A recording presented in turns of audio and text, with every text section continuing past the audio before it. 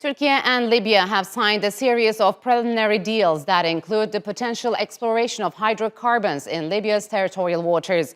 Over the past decade, deposits of oil and natural gas have been discovered in the eastern Mediterranean. Several countries have competing claims in those energy-rich waters, with disputes over exploration rights being a major flashpoint.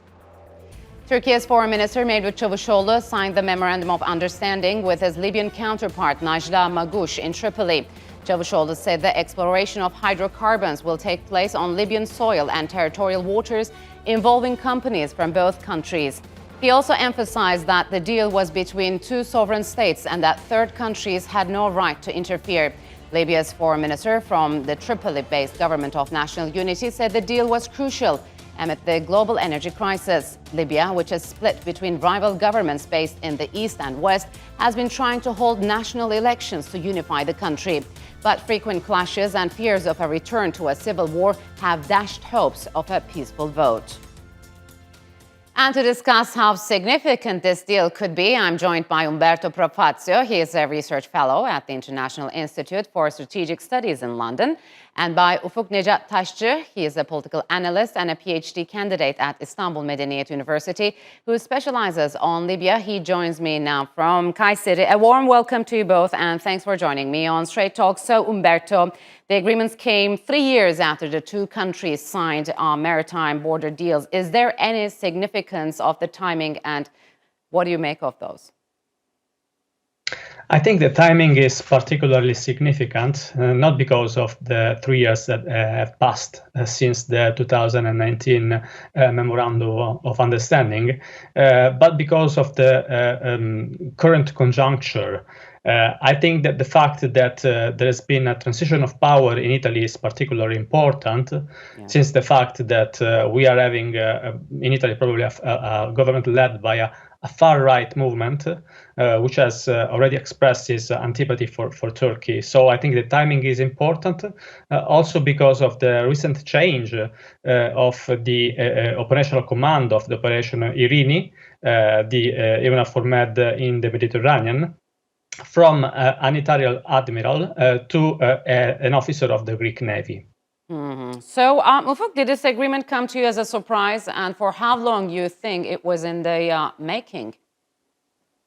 First of all, thanks for having me. So as far as we know, everything started in 2019, and it was just kind of, it has just entered into application with the latest move. So this is what we know so far. So this article signed in 2019, it was ratified by United Nations, and this process, the latest development is just continuation of it. But the timing is, of course, considering the political developments in the Eastern Mediterranean. Yes, the timing is really good, and also it's legitimate. As long as it's approved by the United Nations. Mm-hmm. Yes, it's completely understandable. So, but Europe doesn't think like that. Umberto, what do you make of the political fallout from this agreement and reactions voiced both by the European Union and Egypt? I think it's very interesting to see the reactions both on the domestic level in Libya and, of course, the international dimension of these controversies. In Libya, we've seen that recomposition of the anti-Tripoli front around the president of the House of Representatives, Aguila Saleh, and the prime minister of the Government of National Stability, Fatih Bashaga. But Haftar has remained eloquently silent in all this. Mm-hmm. In the international dimension, I think that this has showed the fact that despite of the talks about the normalization wave and the regional detente, the major fault lines that emerged in the Middle East during the last years of the Trump administration are still there, in particular in the East Med, where there is this anti-Turkey axis that has criticized the recent agreement. Yeah, let me read the Turkish Foreign Ministry's statement it released after the backlash from Greece and the European Union. It said, Greece attempts to usurp the legitimate rights of not only Turkey but also Libya through its maximalist maritime jurisdiction area demands and through the license areas it has published in this respect. Therefore, we invite both the EU and its member states not to overstep their limits and authorities and to respect the sovereignty and equality of states in accordance with international law and UN principles. So, Ufuk, are Turkey and Libya sovereign states, and is the EU fit to act as an international judicial body here? I think it has no say when it comes to this issue. It's not just EU, but the entire world. So if something is approved by the United Nations, this is what happened in 2019. So in terms of international law, they have nothing to do with it. And it's just kind of politically motivated statement made by European Union. So following Turkey's agreement in 2019, Greece attempted to made and signed the same kind of agreement with Egypt, and which was violating Libya's sovereignty and continental shelf. And it came a year later, Turkey's agreement. Another issue is when it comes to criticizing deal. I think there's a double-faced approach by EU members. So when National Oil Corporation signed an agreement with Total in April, I think. So have you seen anybody opposing to this agreement, even calling it illegitimate? So it's just kind of double-faced and baseless claims and criticisms towards Turkey. So Umberto, how would these deals, let's say, impact Libyan politics? Are we likely to see deeper rifts between the rival governments moving forward? I believe there's been a recomposition in Libya, but the fact that the Minister of Oil and Gas of the Government of National Unity was not present at the signature of the ceremony is particularly telling. Because the same minister has just obtained a significant political victory that was instrumental to Haftar's design to take over Libya, which is the removal of the former chairman of the National Oil Corporation, Mustafa Sanalla.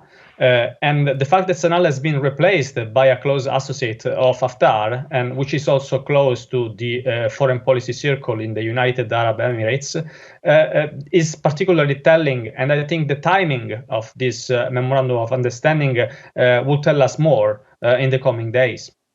So, Ufuk, will this deal strengthen Turkey's position in Libya, or has it opened yet another front against Ankara? And apart from the internationally recognized Libyan government, who else supports this cooperation, you think? Normally, it should not open, any other front against Turkey, because in terms of legitimacy, as I, previously told you, it is completely based on, UN rules and international law. So when it comes to, legitimacy, problem of Libya, none of these authorities in Libya is legitimate entirely. But the, recently elected one, is recognized by the United Nations, and the reason it failed to, have, hold the elections in the country is not itself, but it's Haftar. So we have seen too many countries like the United Kingdom saying that they'll be supporting the, government of national unity until the elections are being held. So it's kind of an indicator that the most legitimate one is, for now, government of national unity. And when it comes to House of Representatives and others, their mandates, ended years ago. So I think any kind of agreement signed with the, internationally recognized government, like GNU, should be the, most legitimate one. So, Umberto, what's moving forward for the Libyan government? I mean, will it be able to mark its territorial waters and register it to the United Nations? And what are the challenges before that? I think the main challenge is the European Union, because the fact that he has taken a strong stance against this memorandum of understanding, well, is comprehensible, since the fact that most of the states that are criticizing the agreement are part of the EU. So I would not be surprised that despite the attention on the offshore dimension of the agreement, there will be a much more significant investment of Turkey on the onshore inside Libya. So what I'm trying to tell is that probably the fact that we are all focusing our attention on the waters around off the coast of Libya would probably give us less attention on the fact that on the ground Turkey is already present and is investing significantly, especially in Western Libya. Yes. So, but Umberto, I want to hear this from you. Germany has said Greece is not bound by any agreement that is made by two other parties at its expense. So how come? And what does international law say about this? I mean, isn't this agreement in accordance with the international law and the United Nations principles?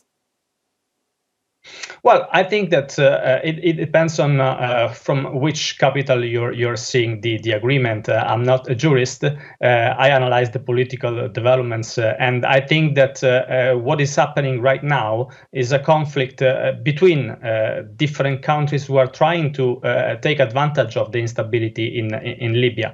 And of course, this has created some disagreements between European member states, also between EU member states and other countries.